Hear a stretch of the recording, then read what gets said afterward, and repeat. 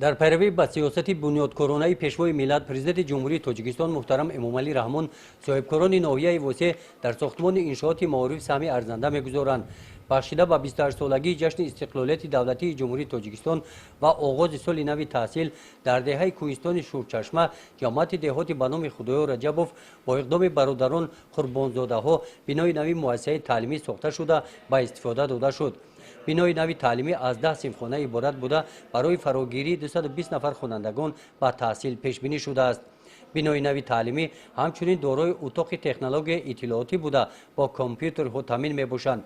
برای جلب نورسان به ورزش، پیش بردن طرز حیات سالم، در سطح خوب گذراندن مشغولیت‌های تربیت جسمانی، میدانچه خرد بازی فوتبال و میدان والیبال ساخته شده است. کارهای ساختمانی بنای تعلیمی در این دهه دوردست کوهستان تابستان سال گذشته آغاز گردیده طبق نقشه سال 2019 در عرفه سال نو تحصیل مورد استفاده قرار داده شد.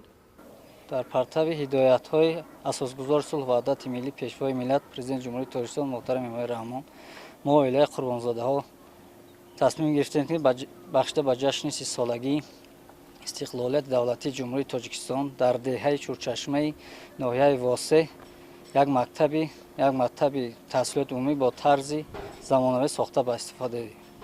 چون دهه 250 نفر خواننده دارد، مکتب سابق سال 1968 ساخته شده است و مکتب نو نیاز دارند.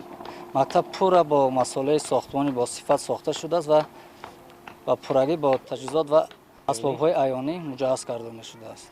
در برابر ساختمان بنای تعلیمی با اقدام برادران قربانزاده‌ها راهی بین دهه در مسافت زیاده از 8 کیلومتر تعمیر و برقرار کرده شد.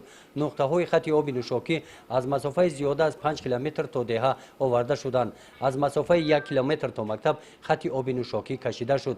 در کارهای ساختمانی 12 ماشین‌های کننده و بارکشانی استفاده کرده شدند. در عرفه سال نو تحصیل نو در دهه کوهستان خواجه مومن جماعت دهات توگرک مؤسسه تحصیلات میانه عمومی رقم 24 صاحب بنای نوی تعلیمی گردید. بنای نوی تعلیمی از 7 صنفخانه عبارت بوده 220 نفر خوانندگان در یک بست با تحصیل فرا گرفته می شوند. بنای مذکور با دستگیری وزارت معارف و علم جمهوری تاجیکستان و سهمگذاری صاحبکاران محلی ساخته شده مورد استفاده قرار داده شده است. گزارش خواجه نظریف خدای نظر ظهوروف از ناحیه واسع برای برنامه اطلاعاتی نوید.